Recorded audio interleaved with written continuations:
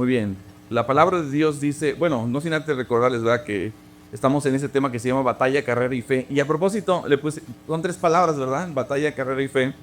Cuando empezamos segunda de Timoteo también habían títulos que eran así con tres palabras, y el día de hoy nos tocó otra vez tres palabras: batalla, carrera y fe. La palabra de Dios dice en el versículo 5 de la siguiente manera, dice: pero tú sé sobrio en todo, y dice: soporta las aflicciones, haz obra de evangelista, cumple tu ministerio. El versículo 6 dice: he peleado la buena batalla. Perdón, porque yo estoy para ser sacrificado. ¿Y qué más? Y el tiempo de mi partida está cercano. Había una realidad de la cual Pablo tenía aquí muy presente, ¿no? Dice que el tiempo de su partida está ya cercano.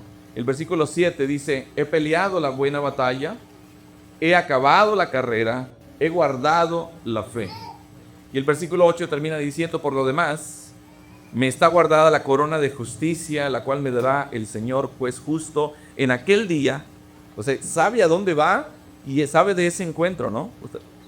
Me dará el Señor, juez justo, en aquel día. Y no solo a mí, sino también a todos los que aman su venida.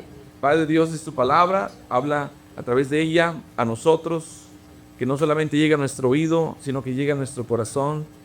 Señor, que podamos asimilarla, que podamos aplicarla, que podamos vivirla y que también podamos compartirla. Gracias, Señor, por este tiempo. En el nombre de Cristo Jesús. Amén y amén. Batalla, carrera y fe. Batalla, carrera y fe. Hace años, yo no sé si ustedes escucharon del Dr. Warren Wiersbe. Yo creo que en algunas ocasiones les he hecho referencia a sus comentarios. Bueno, él falleció no hace mucho tiempo.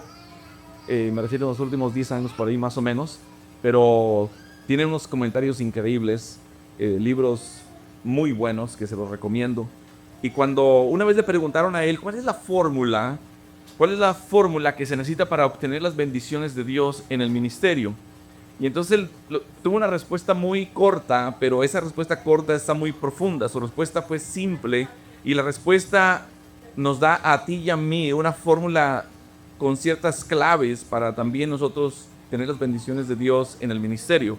Y lo que dijo es simplemente así: predicar, orar y esforzarse. Predicar, orar y esforzarse. Y es básicamente lo que Pablo ahora le está diciendo a Timoteo en esta segunda carta. Esa fórmula yo creo que es muy coherente con algunas de las reflexiones que Pablo está haciendo al final aquí en esta segunda carta de Timoteo, ya cuando él está en la recta final de su vida. Y mientras que Timoteo está en Éfeso, ahorita vamos a ver que era un mundo religioso terrible y desordenado, muy similar al de nosotros hoy día, no nada muy diferente, ¿verdad? Pablo estaba en Roma. Timoteo estaba rodeado de impresionantes sistemas religiosos, muchos de ellos heréticos, inclusive también inmorales. Un mundo religioso de gran importancia, y a Pablo le preocupaba que Timoteo básicamente se mantuviera muy enfocado y que tuviera un ministerio adecuado. Eso es lo que se preocupaba, y por eso es que le escribe segunda de Timoteo. De hecho, aquí en las primeras palabras dice: pero tú. ¿Te fijas cómo empieza el versículo 5?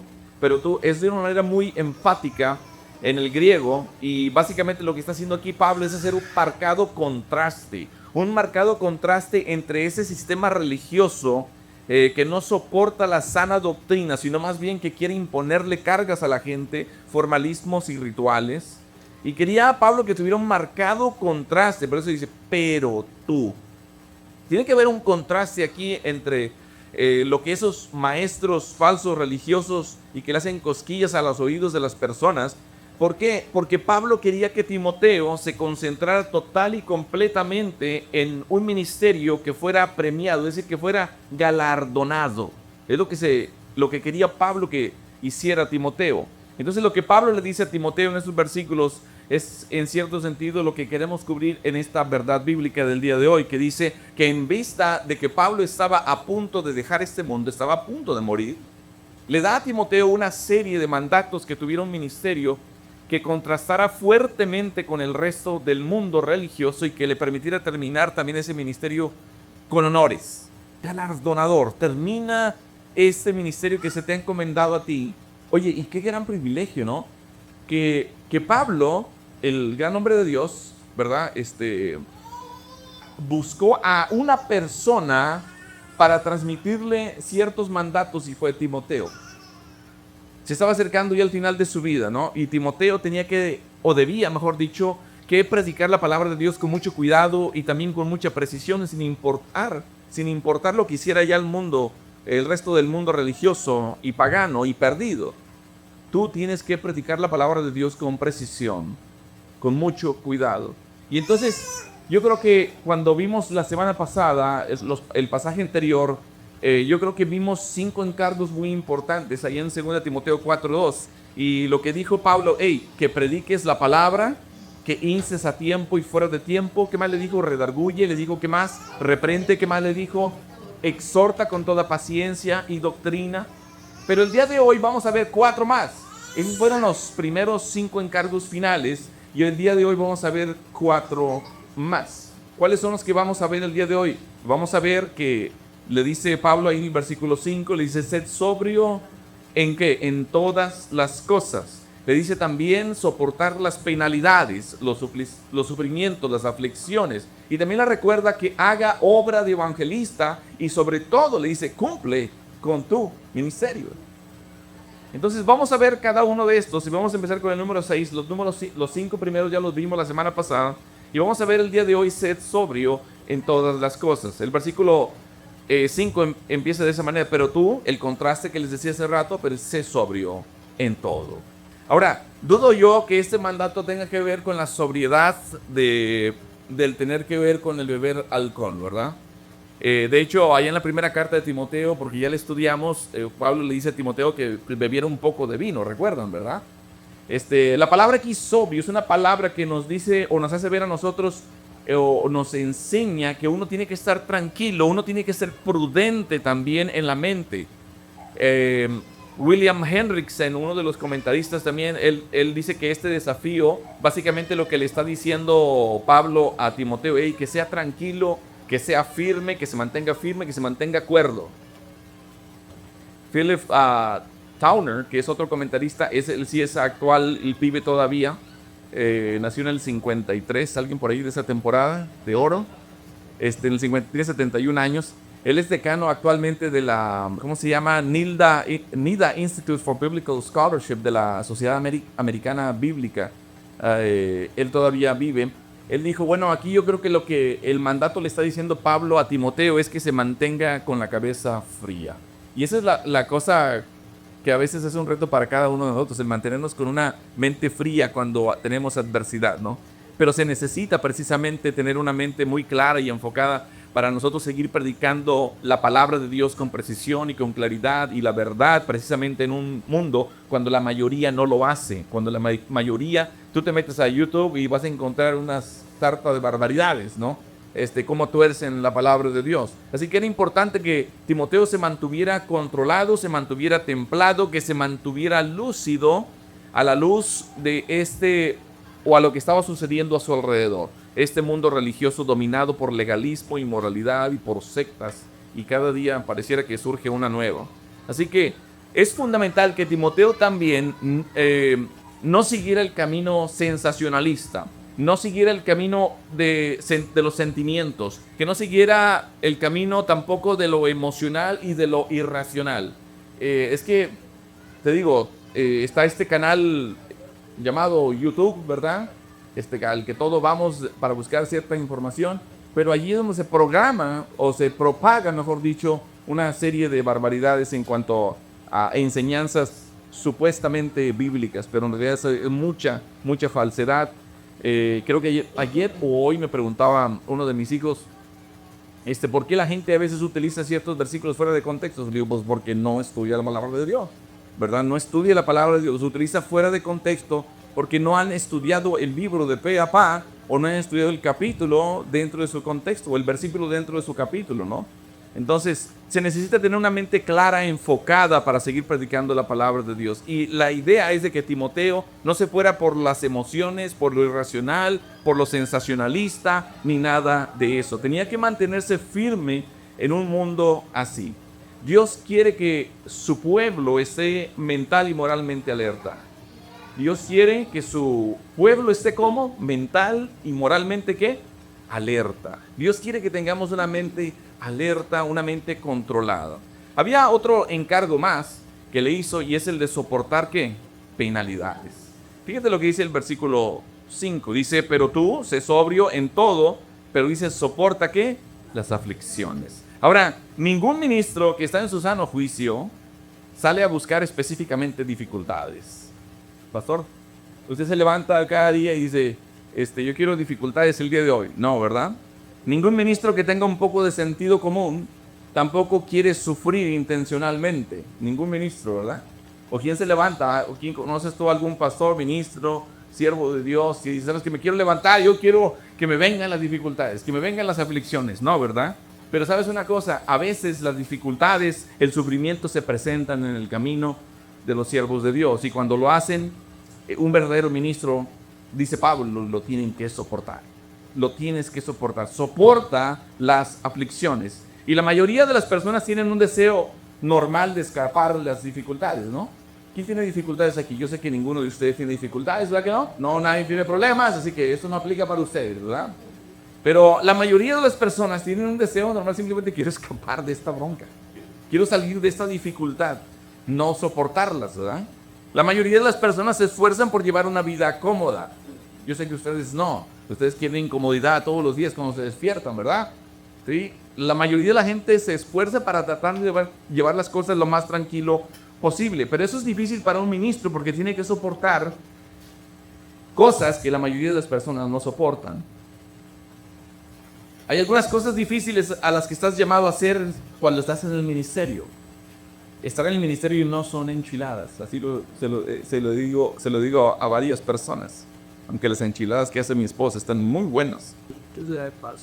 He dicho sea de parte del comercial, ¿verdad? Ayer hizo unas bien piques, pero estilo americano, ¿verdad? Es que hay enchiladas potosinas, hay enchiladas de pajarín, muchas suizas, tesoros, pero las que hace mi esposa. Gracias, Señor, por...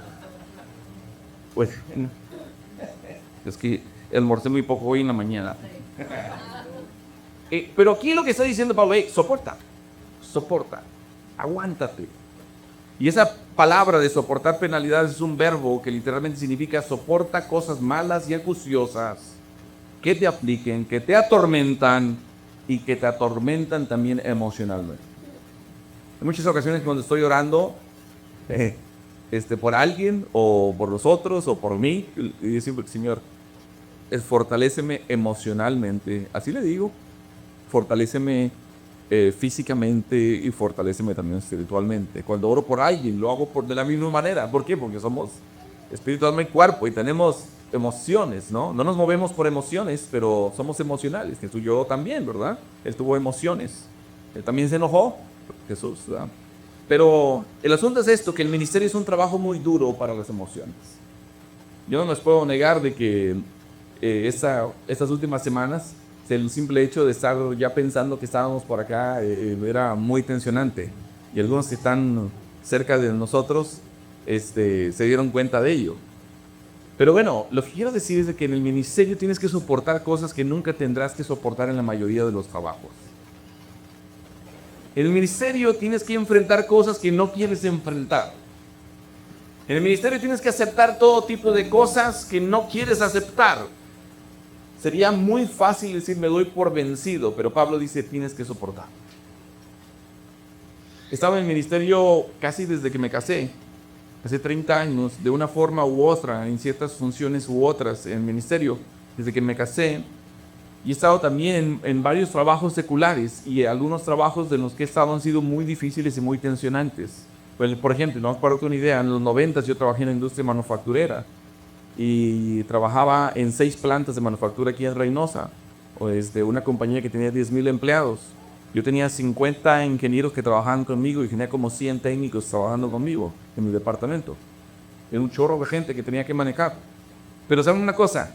Fíjate la tensión que tenía ese trabajo, porque a veces hasta las 3 de la mañana yo tenía que ir a una de las plantas donde había un problema de calidad en los productos. Estamos hablando de electrónica automotriz. ¿Sabes qué pasaba si parábamos nosotros una línea de producción aquí en Reynosa? parábamos una línea de producción en Ohio o una planta ensambladora ahí en el norte en Estados Unidos, ¿y sabes cuánto nos cobraban por minuto? Si nosotros parábamos una planta ensambladora de autos, nos cobraban por minuto $5,000. Estoy hablando en los años 90. Y tener que ir a resolver eso. Yo no se me olvida, por ejemplo, un caso, tengo muy presente aquí, en las tablillas electrónicas que utilizan las computadoras o muchos de los electrónicos que tenemos nosotros, estas tablillas tienen una deflexión, es decir, como que se pandean así, defendiendo la presión en el ensamble o el manejo que tienes tú de las tablillas, y se quiebran los chips que van ahí arriba, se llaman Circus-Man chips. Y entonces yo tenía que ir a investigar esa noche, esa madrugada, y resolver dónde estábamos en toda la línea de producción, tener que resolver dónde estaba el problema de deflexión que estaba causando que estaban rompiendo los chips. Porque estaba una línea de ensamble parada. Y ya una vez que encontrabas dónde estaba la falla, tener que buscar algo, implementar una acción correctiva para que no volviera a suceder. No, estamos hablando de términos así bien complejos. Cuando uno está en los trabajos, en los empleos seculares, uno experimenta así muchas cosas. Yo sé, jefes, compañeros de trabajo les son piedra de tropiezo en nosotros, una piedra en el zapato, otros así le dicen. Pero sabes una cosa, el ministerio también exige que uno soporte todo tipo de cosas que uno nunca tendría que soportar en un trabajo. Es un privilegio servir a Dios. Es una gran bendición servir al pueblo de Dios, especialmente en una iglesia, pero francamente es un trabajo duro y déjame te agrego esto, es un trabajo muy solitario. Y no es queja. Porque los que estamos en el ministerio sabemos el paquete al que Dios nos ha llamado. Y te puedo decir eso, que si acaso una o dos personas esta semana me llamaron, no es queja, para ver cómo está. Si acaso. ¿Cuántas veces te hablaron, Pastor Hugo? ¿Cuántas veces te hablaron, Pastor Gedeón? No digo, nomás para... estar en el ministerio es verdaderamente difícil. Y no solamente eso, o sea, ni siquiera, no es queja, no quiero subrayar eso, es parte del ministerio y está bien. El Señor se encarga de nosotros y de los nuestros. Si los números no son buenos, eres el culpable. Si las ofrendas disminuyen, es el culpable. Si está alguien enfermo, tienes que tratar de ayudar, pero si no ayudas lo suficiente, eres el culpable. Si alguien está luchando, tienes que tratar de fortalecerlo. Si alguien está en pecado, tienes que tratar de ganarlo. Tenemos la alegría de casar a algunos o a varios, pero también tenemos la tristeza de enterrar a ciertas personas que conocemos y que amamos o que conocimos de pasada, pero tenemos también esa experiencia. ¿Te das cuenta lo que ocurre cuando uno está en el ministerio? No estoy diciendo que tú no sufres aflicciones. Tú también tienes lo tuyo, pero tienes que confiar porque Jesucristo dijo, yo he vencido al mundo. Amén. Tratas de hacer lo mejor que puedas para ministrar a todos. Para algunos nunca va a ser suficiente lo que haces. Pablo le está diciendo a Timoteo, soporta todos los sufrimientos, soporta todas las penalidades. Hay gente que es desleal. Otros que te dan la puñalada en la espalda. Hay otros que les has brindado toda tu confianza y todo tu apoyo, inclusive hablan a tus espaldas. Le dicen cosas a la gente de la iglesia también, cuando ya después se fueron, porque no se hicieron las cosas a su manera, agarraron sus canicas y mejor me voy. ¿Entiendes ese término mexicano? Mejor agarro mis canicas y me voy. ¿Me entiendes? El ministerio es un trabajo duro. Si no tienes éxito en un trabajo duro, te van a culpar. Pero Pablo le dice a Timoteo, le dice que sopórtalo, tómalo, aguanta, sigue ministrando y sigue predicando. Eso es lo que le dice Pablo. ¿Sabes? Hace unos días publiqué eso en el Caralibros, el Facebook. Dios no nos llamó a ser populares, nos llamó a ser fieles. Dios no nos llamó a ser exitosos, nos llamó a ser santos. Dios no nos llamó a ser imperios, nos llamó a ser bíblicos y nos comisionó a compartir a Cristo y mostrar amor para que el reino de Cristo avance. El reino de Cristo, no el imperio de alguien acá. Dios no nos llamó a hacer algo. Fíjate, deja subrayar esto y decirlo con calma para que me entiendas esta parte. Dios no nos llamó a hacer algo. Nos llamó a ser verdaderos discípulos de Jesús que hacen otros discípulos hasta lo último de la tierra. A eso nos llamó. Pablo dice, el día de hoy para ti y para mí, sopórtalo, tómalo, aguanta, sigue ministrando, sigue sirviendo al Señor, sigue predicando, sigue compartiendo de Cristo. Y eso te lo dice a ti y me lo dice a mí. Nos lo dice a nosotros el día de hoy. Amén. Pero ¿qué más? Hubo otro encargo final. Acuérdate, Pablo está a punto de morir. Y él está dando ciertos encargos, ciertos mandatos, son imperativos. ¿Y qué le dice? Haz obra de evangelista. Ahí en el versículo 5, fíjate lo que le dice, pero tú sé sobrio, lúcido, claro, enfocado, soporta las aflicciones, haz obra de evangelista. Cuando uno está en el ministerio, hermanos, puede uno distraerse de tantas cosas, fíjate bien, puede estar uno en el ministerio que se olvida de compartir inclusive de Jesucristo a otras personas. Es más, te voy a decir una cosa, el hecho de que uno esté en el ministerio no quiere decir que sea la voluntad de Dios. A veces le atribuimos a Dios de estar en la voluntad de Él porque se abrió cierta puerta en tal o cual organización, ministerio o iglesia. Y eso no, le estamos nosotros atribuyendo a Dios, ay, que se abrió la puerta. ¿Estás seguro que es la voluntad de Dios? ¿Oraste a Dios verdaderamente? ¿Fuiste de alguna manera aconsejado? ¿Consultaste con sabios? ¿Verdad? ¿O consultaste con personas que son del Señor para también pedir algún consejo? Haz obra de evangelista. Se olvida uno a veces hasta de dar testimonio de Jesucristo porque está uno bien activo y metido en el ministerio. No sé si me entiendas. Se olvida uno de lo más importante. Ayer le decía a una de las chicas, no fue por si fue Ari o Esther, creo que fue Adi, o creo que fue Esther, le dije, ¿sabes que en el Whataburger donde tú trabajas, en los 90s cuando estaba en un seminario, precisamente le digo, yo estaba allí cenando como a la medianoche, en ese donde estás trabajando tú ahora, y me acuerdo la mesa específica. Yo estaba allí con otro hermano que estábamos estudiando juntos, que ahora es pastor en Reynosa. Le digo, ahí a la medianoche, una trabajadora ahí de Whataburger se entregó a Cristo y se agarró a llorar. Le digo, ¿por qué lloras? Porque me iba a terminar mi turno, me iba a ir a la casa y me iba a suicidar. Se llamaba Mercedes. Ojalá me la pudiera topar algún día. Me encantaría poder verla. Pero lo que sí me recuerdo es de que pasó varias semanas. Después trabajó en otro Whataburger en el Norte 10. Me la topé ahí. Después me la volví a topar y ya estaba casada y ya estaba yendo a una iglesia. ¿Cuándo fue la última vez que le compartiste de Cristo a alguien? La palabra de Dios dice, haz obra de evangelista.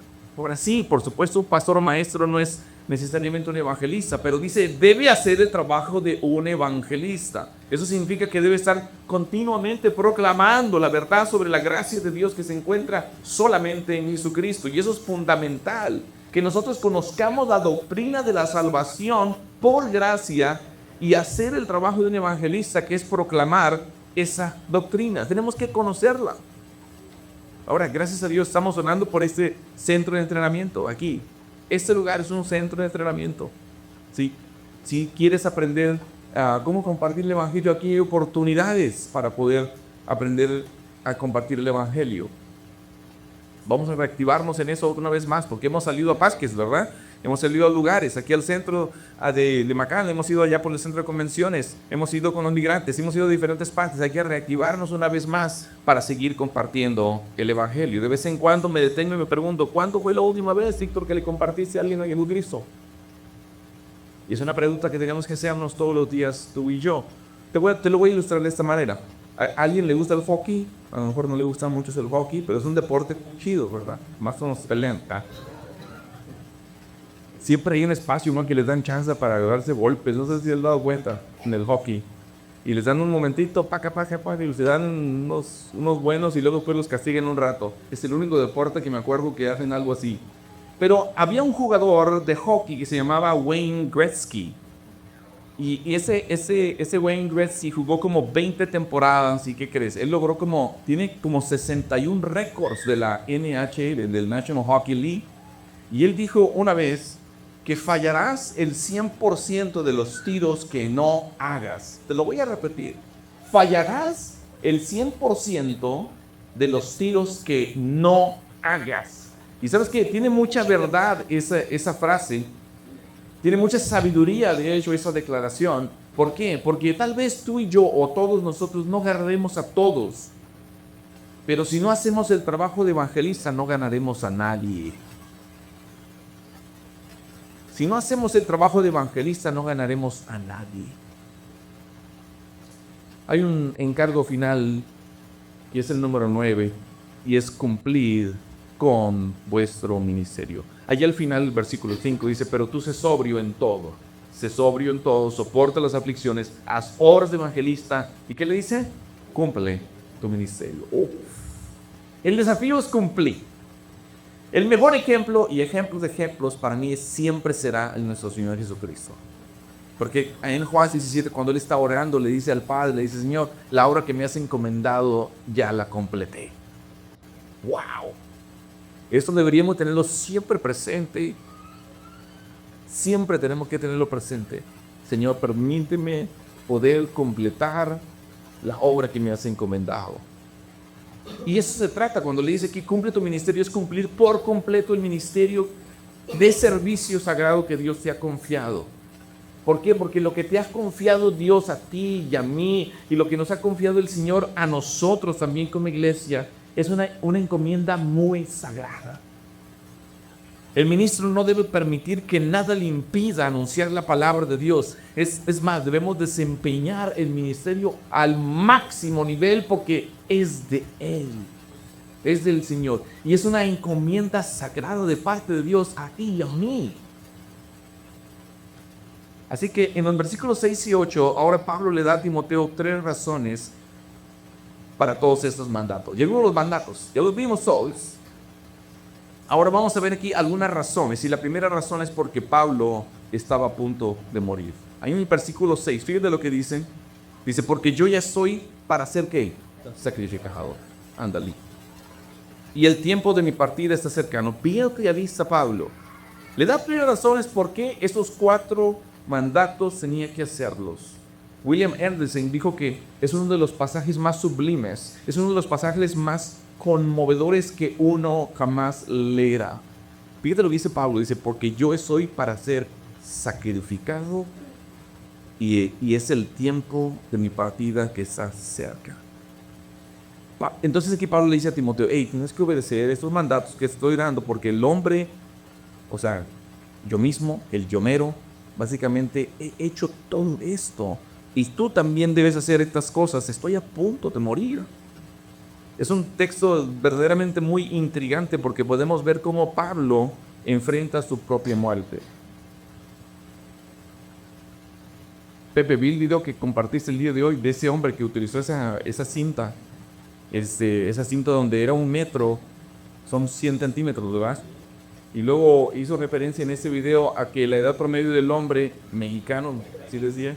73 años, con que eso no es descubrimiento nuevo, la Biblia ya lo dice, ¿verdad? Que la edad promedio del hombre no es 70 años, sino son más adultos, 80, ¿verdad? Pero agarra la cinta así de medir y le corta 73. Y no creo que era, digo que tenía como 60 y tantos, ¿verdad? Falta. Sí, ya estaba más para allá que para acá, ¿verdad? Y entonces se le corta ahí y se va quedando más juntito la cinta de medir, ¿verdad? Se queda así chiquita. Y luego dice, entonces se quedan como, no sé, 5 o 6 años. Y luego hace el cálculo de, dormimos como 8 horas. Se supone que debemos dormir 8 horas. Yo duermo como 5. Y esto se hizo el cálculo. Y entonces le vuelve a portar y quedó así el chelico. Así decíamos también, chemico. ¿Sabes qué es chemito? ¿Sí? ¿No saben lo que es chemito? Es cuando mira así con cuartas. 1, 2 y luego un chemito. Ah, es un chemito. No, y es cultura. ¿Te ves? ¿Sí? Entonces, mega de un chin, ¿verdad? Una, dos y un chi. ¿Sí? ¿Así? Okay. En curazuleño, ¿cómo se diría? Un tiki, ándale. Una cuarta, dos cuartas y un tiki. Sí. ¿Y en pocho? No, el pocho es otro. Otra cultura. Otra cultura, ¿no? Hermanos, la perspectiva de la muerte de Pablo, y este versículo, como dice, pero porque yo ya soy para ser sacrificado y el tiempo de mi partida está cercano. Ok, entonces, ¿cuáles eran las perspectivas de la muerte que tenía Pablo? Él estaba a punto de ser sacrificado. Y la primera perspectiva es que él veía la muerte como una ofrenda. Y estoy a punto de ser sacrificado. Ahora, él podía haberle dicho a Pablo, tienes que ser fiel porque estoy a punto de sufrir una muerte horrible que no merezco. Él pudo haber dicho eso, ¿sí o no? Pudo haber dicho eso, pero no dijo eso. Le dice a Timoteo que mi muerte es una ofrenda a Dios. Es comparable a una ofrenda líquida, como allá en el Antiguo Testamento, por ejemplo en Números 15, cuando tengas chance, léala. ¿Verdad? Tú vas a encontrar ahí que se sacrificaba un cordero y había una ofrenda líquida que consistía en derramar vino sobre el sacrificio. Hacía que el sacrificio fuera como un aroma reconfortante para Dios. Pablo veía su propia muerte como una ofrenda líquida que se derramaba para Dios. Ahora, yo he hecho muchos funerales, desde bebés de 10 meses, el más chiquito, es el funeral más de alguien, el más pequeño, de 10 meses el que he hecho. Y he hecho personas mayores, por supuesto, jóvenes y todo. Pero yo nunca había pensado en una ilustración como esta. Nunca la he usado. La descripción sería muy inusual, ¿no? Sería muy inusual. Pero él estaba pensando en el Antiguo Testamento y él está pensando en que su vida sería como el derramamiento de vida sobre un altar, como un aroma y como una ofrenda a Dios. ¿Te fijas cómo Pablo estaba viendo su muerte? Es así como Pablo está viendo su recta final. No tiene miedo a morir. La veía como una ofrenda. ¿Qué otra perspectiva tenía? Bueno, Pablo consideraba la muerte como una partida. Partida. La palabra partida es bien interesante, ¿no? Porque la palabra griega habla como de soltar el ancla de un barco. Como soltar también las cuerdas que sujetan a una tienda. Han visto las tiendas de campaña, ¿verdad? Las sujetan con unos mecates y ponen unas anclas enterradas, ¿sí? Y entonces básicamente lo que dice él, ¿sabes? Si yo veo que la hora de mi partida ya está cercana, es decir, el tiempo de desarraigarme, desenraizarme de este mundo perdido y malvado, de ser libre. Así es como está viéndola. No solamente como viendo su muerte como un olor fragante, una ofrenda a Dios, pero también un momento como de ya ser libre finalmente. La verdad es que para la mayoría de las personas cuando piensan en la muerte es algo deprimente, pero no para Pablo. Y muy interesante la perspectiva que él nos da sobre su muerte. Ahí es el tipo Vicente Fernández.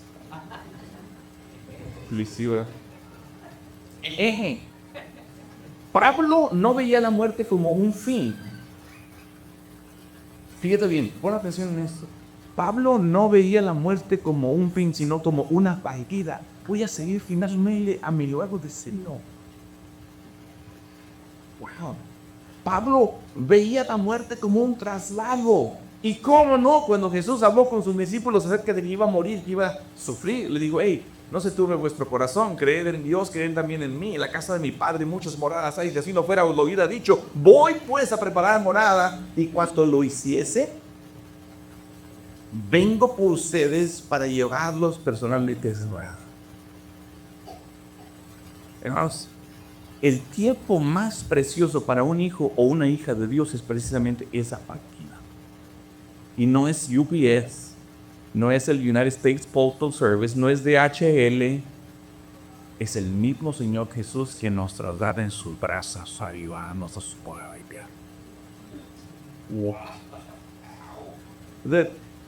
¿Qué perspectiva tiene Pablo? Y le está diciendo, hey, te encargo todo esto, tú tienes que continuar con todo esto, porque estoy a punto de partir. ¿Y sabes qué? Voy a ser sacrificado, voy a hacer una ofrenda a mi Señor. ¿Por qué? Porque he cumplido el ministerio.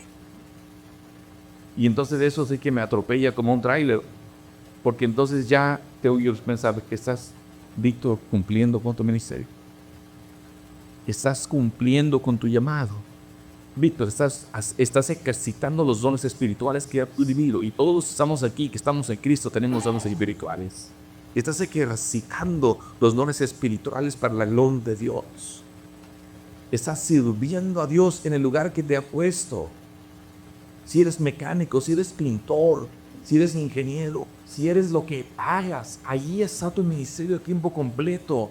Nuestro ministerio, hermano y hermana, no es part-time. Nuestro ministerio es tiempo completo, full-time. Y si tu vida cristiana es part-time, entonces ahí viene el problema. Tu vida cristiana es full-time, 24 horas al día, 7 días a la semana. Allí donde tú te desenvuelves todos los días, ese es tu llamado, es donde que Dios te ha puesto para que seas luz. Amén. Entonces Pablo iba a dejar este mundo para estar con el Señor. Veía su propia muerte como ser liberado de un lugar para ir a otro. Jesús prometió que iba a preparar ese lugar, ¿verdad?, para su pueblo. Allá en 1 Corintios 2:9 dice, antes bien, como está escrito, cosas que ojo no vio, ni oído oyó, ni han subido a corazón de hombre son las que Dios ha preparado para los que le aman. Y los que le aman guardan sus mandamientos. Los que le aman son obedientes a sus mandamientos. Vas a atravesar paredes, vas a brincar muros, o si no haz túneles, pero tienes que cumplir con tu llamamiento. Había otra razón más, porque Pablo había terminado como un ganador. En el versículo 7 dice de la siguiente manera, ¿qué? Peleado la batalla, la buena batalla, la grandiosa batalla. He acabado la carrera. ¿Qué más? He guardado la fe. Esa primera parte me recuerda las películas de Gladiador. ¿Los han visto, verdad? Están ahí luchando y hasta la muerte, ¿no? He peleado, pero él le llama la grandiosa batalla. Así es como le está llamando aquí la buena batalla. Él está reflexionando sobre sus 35 años de ministerio. Pablo tenía ya para ese tiempo 35 años de ministerio y estaba por partir. Voy a soltar el ancla y me voy. Y otra razón por la que Timoteo necesitaba obedecer sus mandatos era porque esa era la clase de vida que Pablo llevaba, había vivido, había ministrado y había ministrado de una buena manera y de una manera que era galardonadora, ganadora de recompensas de parte del Señor.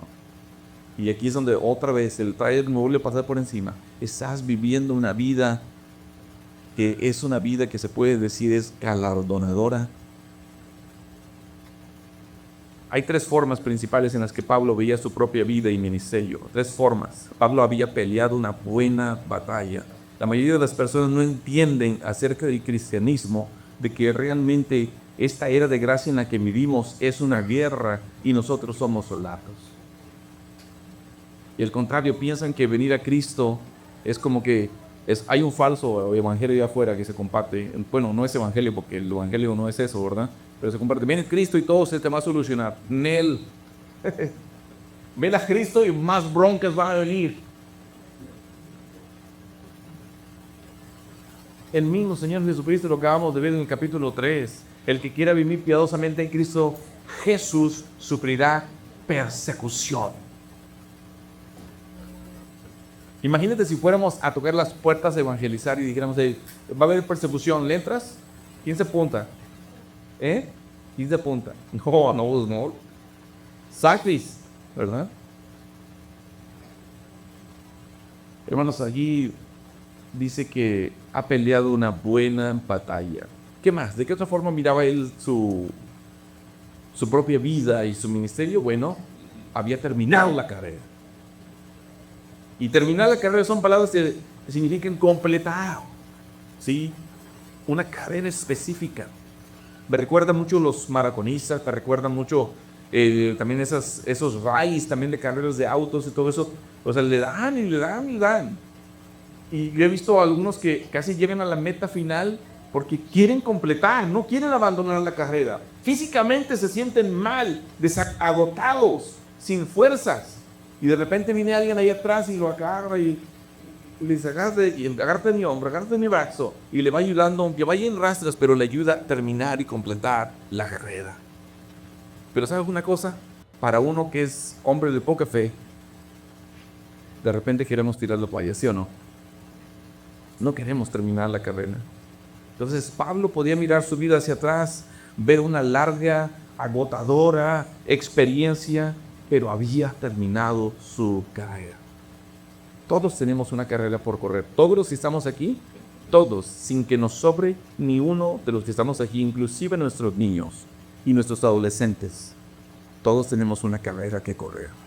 Ahora, Dios está providencialmente en control de la carrera. Y eso es lo que tenemos que tener siempre en mente, que Él está en control de la carrera. Debemos permanecer fieles, debemos ser obedientes para que podamos decir finalmente, como Él lo hizo, que terminamos la carrera. Y la tercera forma en que miraba también su propia vida y ministerio es que había guardado la fe. Y guardar significa vigilar cuidadosamente, guardar, preservar algo. Pablo lo que hizo fue guardar la fe. No solamente la guardó, sino que la predicó la fe, la compartió y la transmitió a otros. Luchó, corrió, guardó la fe. Pablo había sido leal a Jesucristo y de eso se trata. He guardado la fe. No hubo nada ni nadie, ninguna circunstancia, ninguna persona que se me atravesó, circunstancia, problema, adversidad, lucha, desafío, que me haya separado de la fe en Dios. ¿No te acuerdas de aquellos jóvenes que fueron enviados a ese horno de fuego ahí en el libro de Daniel? Si no se postran, si no se inclinan, serán echados a un horno de fuego y mandados calentar 7 veces más. ¿Cuántas veces? 7 veces más. Que hasta los que lo ayudaron a estos jóvenes, ellos son los que murieron, ¿verdad? Pero ¿saben qué dijeron esos jóvenes? Dijeron ellos, y mi Dios puede salvarnos de esta. Y si no, nunca nos vamos a doblar y nunca nos vamos a inclinar. ¿Y qué fue lo visto que dio? El gran milagro. No. Parece que hay uno extra ahí dentro. Alcanzamos a ver ahí dentro del horno. ¿Quién era? Esa era una cristofanía. Ya me imagino a uno de los arcángeles de los chidos que tienen Cristo en su ejército de ángeles. Ahí vamos, Señor, que vamos a ir a petarsearlos. No, espérate, esto es un robón para Cristo Jesús. Porque cuando alguien está dispuesto a dar inclusive su vida por mi causa, es donde yo intervengo. Hermano, cuando te enfrentes en ese tipo de situaciones, pero no te inclinas y no te doblas, this is a job for Jesus. Va a ir contigo, va a estar contigo, te va a fortalecer, te va a rescatar, te va a salvar y te va a consolar. Va a curar cualquier herida que le tengas o hayas sufrido inclusive. Qué tremendo, ¿no? Una razón más, y con eso termino. Porque Pablo ganaría la corona. El versículo 8 es el último, y con esto terminamos. Dice el versículo 8 de la siguiente manera. Dicen, por lo demás, mensaje guardada la corona antes. ¡Qué confianza! A mí se me hace esta como otra definición de usted. Me está guardada la corona de justicia, la cual me dará ¿quién? El Señor, juez justo, en aquel día cuando esté con Él cara a cara. Y no solamente a mí, sino también a todos los que aman su venida. No era algo exclusivo, no es algo exclusivo nomás para Pablo. Es algo también que está accesible para todos los que aman su venida. Pablo quería que Timoteo obedeciera estos mandatos porque estaba a punto de morir, porque había terminado como un ganador, porque ganaría la corona. Y la mayoría de las personas, para Pablo, era un perdedor. Era uno que era de los picudos ahí entre los religiosos judíos, fariseos y por su descendencia y sus estudios y todo. Y de repente lo estaban viendo ahora encarcelado. ¡Ay, un fracaso! De eso pensaban también de nuestro Señor Jesucristo. Inclusive hasta los mismos discípulos. Ahora, aquel que nosotros dejamos todo por seguir, ahora está apresado y está yendo a una cruz y lo acaban de matar. Lo que menos sabían era la recompensa que Dios tenía para ellos. Y en el caso de nuestro Señor Jesucristo, porque fue obediente y obediente hasta la muerte de cruz, le dio un nombre que es sobre todo un hombre, y vino a ser autor de eterna salvación, como dice en Hebreos. Pero esta corona de justicia está disponible para todos y cada uno de los que estamos aquí. No te vayas sin pensar eso. Esta corona de justicia es algo que tú también te puedes ganar. Todos y cada uno de los que estamos aquí el día de hoy nos podemos llevar también esta corona de justicia. Y la mayoría de las personas decían, no, este Pablo ya es un fracasado, ya está a punto de morir, ya está sentenciado, va a morir. La mayoría de la gente decía, todas las iglesias que fundó, todas tenían broncas. Y nomás ponte a leer Romanos y Gálatas, Efesios, todas tenían broncas. La gente diría, no, pues es un fracaso. Pablo está encarcelado. La mayoría de sus cercanos ya lo abandonaron. Pablo es un fracaso. Pero Pablo le dice a Timoteo, soy un ganador. Pablo le dice a Timoteo, voy a obtener la corona. Yo la he ganado y tú, Timoteo, también la puedes ganar. Y el día de hoy ponle tu nombre y tú también la puedes ganar. Esa corona de justicia que está también al acceso. Quiero invitarte a que te pongas de pie. Quiero invitarte a que inclines tu rostro. Quiero invitarte a que cierres tus ojos. Inclina tu rostro y cierra el botón. Un canto clave, hermano y hermana, para que un creyente reciba esa corona, es que esté viviendo una vida que ame la venida de nuestro Señor Jesucristo. A lo mejor estamos demasiado enraizados en este mundo, que a lo mejor no nos encantaría que el Señor regresara hoy, ¿verdad? Estamos tan involucrados a lo mejor en las cosas vergonzosas o en las cosas terrenales, que a lo mejor no quisiéramos que viniera el Señor. Pero los creyentes fieles, debo decirte, porque la palabra de Dios nos lo dice el día de hoy, queremos que el Señor regrese y lo esperamos con ansias. Ustedes recuerdan posiblemente ese canto de Bel Zabala que dice, Dios mío, yo quiero corresponder el amor que tú me das. Quiero amarte de verdad. En mi diario caminar. Y cuando tú regreses, me encuentres haciendo tu voluntad. Yo sé, hermano, la vida del cristiano es fácil. El ministerio tampoco. Es muy exigente, es duro. Pero te voy a decir una cosa, con lo que empecé el día de hoy. Nuestro hermano, el doctor Warren Wilby, nos dejó esta frase tan sencilla. Predica, ora y esfuerza. ¿Por qué no oramos en este día? Padre Dios, estamos aquí escuchando tu palabra. Estamos aquí porque tu Espíritu Santo también nos ha traído. Pero también me ha hecho ver. Estoy tan enraizado, Señor, aquí con las cosas de este mundo. Te pido perdón. Ayúdame a ver la vida como tú la ves. Ayúdame a ver la muerte como tú la ves. Ayúdame, Señor, a cumplir el ministerio que me has encomendado. Señor, quiero ser sobrio en todo.